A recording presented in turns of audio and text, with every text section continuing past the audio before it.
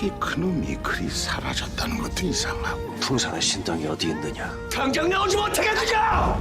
어두운 밤 열이와 강철이 마주 앉은 장면으로 예고편은 시작됩니다. 정적이 흐르는 가운데 열이는 의미심장한 한마디를 꺼냅니다. 네가 땅으로 떨어지던 날 놈이 태어났단 말이야? 이 말은 단순한 회상이 아니라 강철의 존재 자체에 대한 근본적인 의심을 드러냅니다. 그리고 이 고백의 순간 열이는 조심스럽게 강철의 손을 잡으며 말합니다. 난 더 이상 경기석 필요 없어. 네가 날 지켜주는 경기석이야. 하지만 이 다정한 손 맞잡음 뒤로 비비는 그 모습을 몰래 지켜보고 있습니다. 이무기 강철이에서 너무 멀리 가버렸어. 열이 그 계집아이 때문에. 예고편 인트로는 이렇게 열이와 강철 그리고 비비 사이의 감정과 거리가 극적으로 벌어지고 있음을 조용히 보여줍니다. 11화에서는 이 관계의 균열이 어떤 사건으로 연결될지 주목할 필요가 있습니다. 이 예고편은 조용한 밤 열이와 강철이 마주 앉아 대화를 나누는 장면으로 시작됩니다. 주변은 적막하고 어둠이 내려앉아 있지만 두 사람 사이엔 무겁고 조심스러운 감정이 흐르고 있습니다. 이 장면은 단순한 대화를 넘어 열이가 품고 있던 의심과 감정이 처음으로 드러나는 순간이기도 하죠. 열이는 조용히 입을 엽니다. 네가 땅으로 떨어지던 날 놈이 태어났단 말이야? 짧은 이 한마디는 그동안 열이가 혼자만 품고 있었던 의심이 이제는 점점 확신으로 바뀌고 있다는 걸 보여줍니다. 강철의 존재와 팔척기의 출현 사이에 무언가 연결이 있다는 걸 느낀 열이는 그 진실에 다가서려는 듯 말을 건넵니다. 하지만 열이의 말은 곧장 또 다른 감정으로 이어집니다. 그녀는 조용히 강철의 손을 잡고 담담하게 하지만 단호하게 말합니다. 난 더 이상 경기석 필요 없어. 네가 날 지켜주는 경기석이야. 그동안 열이를 지켜준 건 항상 손에 쥐고 다니던 부적 경기석이었습니다. 하지만 이 장면에서 열이는 그 부적을 놓고 대신 강철을 선택합니다. 자신을 지킬 존재로 이제는 그를 믿기로 한 겁니다. 이건 단순히 마음이 통한 장면이 아니라 열이가 자신의 두려움과 불신을 내려놓는 순간이기도 합니다. 의심은 여전히 남아있지만 그보다 더 깊은 감정이 열이를 움직인 겁니다. 하지만 이 장면을 멀리서 지켜보는 인물이 있습니다. 바로 비비죠. 비비는 나무 뒤 어둠 속에서 두 사람을 응시하며 감정을 꾹 누른 채 혼잣말을 내뱉습니다. 이무기 강철이에서 너무 멀리 가버렸어. 열이 그 계집아이 때문에. 이 대사에서 비비의 감정은 처음으로 선명하게 드러납니다. 강철은 비비에게 단순한 동료가 아니라 계획 안에 있어야 하는 존재였고 열이는 그 흐름을 어지럽히는 변수인 겁니다. 특히 너무 멀리 가버렸어라는 말은 강철이 더 이상 자신이 통제할 수 없는 존재가 됐음을 인정하는 표현이고 열이 때문에라는 말에는 분노, 질투, 좌절까지 복잡하게 뒤섞여 있습니다. 이 장면은 단순한 삼각관계가 아닙니다. 열이를 받아들인 강철,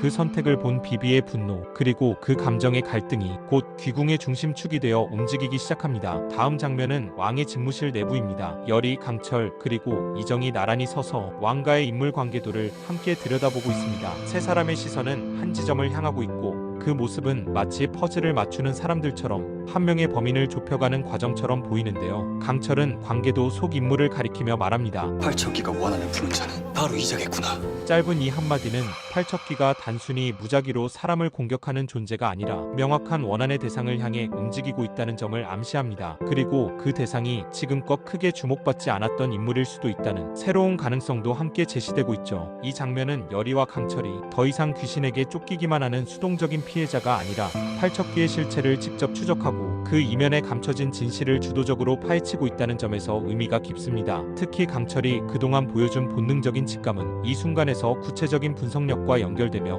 단순한 수호자가 아닌 사건 해결의 중심 인물로 성장하고 있음을 보여줍니다. 이정 역시 곧바로 이어서 결정적인 단서를 전합니다. 열흘 뒤 용담굴로 갈 것이다. 팔척귀의 정체를 밝혀낼 것이다.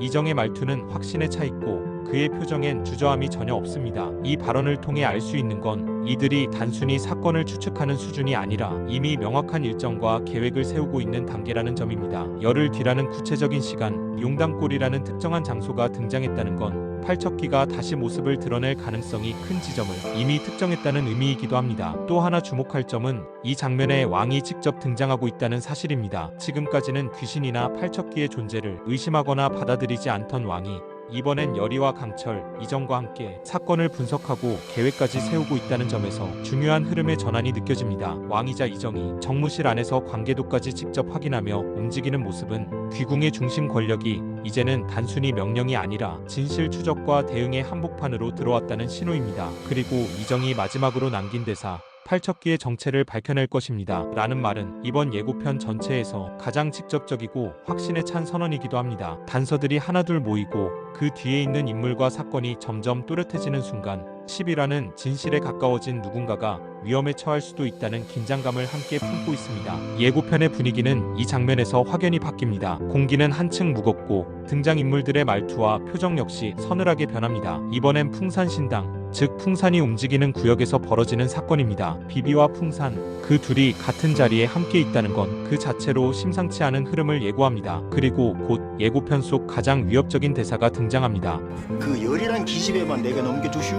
미안하지만 이대로 그냥 죽어다오. 두 인물의 말에는 망설임이 없습니다. 풍산은 열이를 단순한 도구로 여기며 그녀를 넘기라고 요구하고 있고 비비는 아예 이대로 죽으라며 직접적인 사리를 드러냅니다. 이 장면은 지금까지의 대립 구도와는 결이 다릅니다. 비비가 열이에게 적대감을 드러낸 건 앞서도 있었지만 이번에는 직접 제거하겠다는 의지를 명확하게 언어로 표현했다는 점에서 긴장감이 급격하게 고조됩니다. 여기서 중요한 건 풍산과 비비가 어떤 이해관계를 맺고 같은 편처럼 보이고 있다는 겁니다. 예고편만 놓고 보면 두 사람이 정확히 어떤 방식으로 협력하고 있는지는 구체적으로 드러나지 않지만 열이를 해치기 위해 손을 잡았다는 사실 자체만으로도 그 결과가 얼마나 위험할지 짐작할 수 있습니다. 화면에선 열이가 붙잡힌 듯한 상황이 잠시 등장합니다. 비비가 열이를 향해 무언가를 말하고 있는 장면, 그리고 열이 주변을 감싸는 어둠과 불안정하게 흔들리는 조명이 그녀의 생존 가능성조차 위협받고 있다는 걸 암시합니다. 더욱이 풍산은 신당이라는 자신의 공간에서 움직이고 있습니다. 즉, 이 상황은 열이가 철저하게 적의 본거지에 들어간 셈이며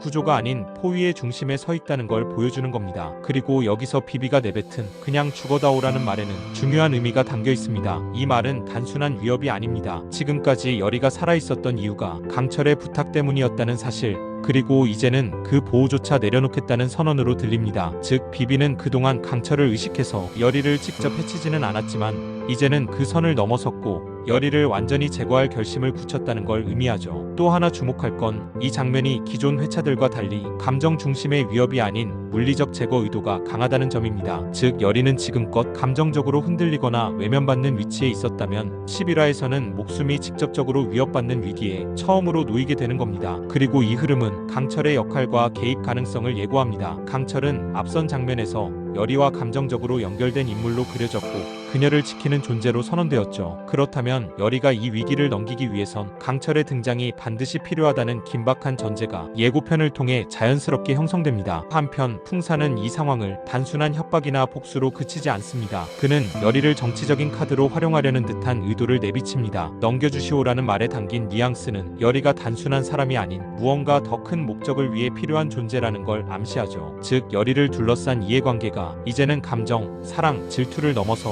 정치와 생존, 그리고 권력의 문제로 번지고 있다는 겁니다. 귀궁 11화 예고편은 새 장면만으로도 분위기를 완전히 뒤바꿔 놓았습니다. 열이와 강철 사이에선 진심이 확인됐고 그 진심을 지켜보는 비비의 감정은 드디어 돌이킬 수 없는 분노로 치닫고 있습니다. 왕의 직무실에서는 팔척기의 정체를 향한 본격적인 추적이 시작됐고 강철과 이정은 명확한 시간과 장소를 찍어 계획된 움직임을 준비하고 있습니다. 그리고 마지막 풍산 신당에서 벌어진 열이 포획 장면은 이제 이 싸움이 단순한 감정 대립이 아니라 살아남느냐 사라지느냐의 문제로 변했다는 걸 보여줍니다. 특히 비비의 그냥 죽어다오라는 말은 이제 강철의 뜻마저 무시하고 직접적으로 열이를 없애려는 결심을 드러낸 순간입니다. 강철은 이 상황을 막기 위해 등장할 수밖에 없습니다. 11화는 지금까지 쌓인 감정, 정체의 비밀, 원한의 실체가 정면 충돌하는 전환점이 될 가능성이 큽니다. 누가 진실을 먼저 붙잡게 될지, 그리고 누가 그 진실 앞에서 무너지게 될지 이번 회차는 지켜보는 입장에서도 단 한순간도 눈을 뗄 수 없을 것 같습니다. 이번 영상이 도움이 되셨다면 구독 그리고 알림 설정까지 꼭 부탁드립니다. 다음 분석에서 다시 찾아뵙겠습니다. 감사합니다.